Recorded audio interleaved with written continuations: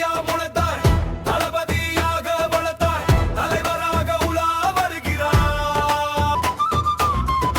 நம்பிக்கை ஒளியால் தன்னை செதுக்கினார், விமர்சனம் விஜய் அண்ணா, எங்கள் விஜய் அண்ணா.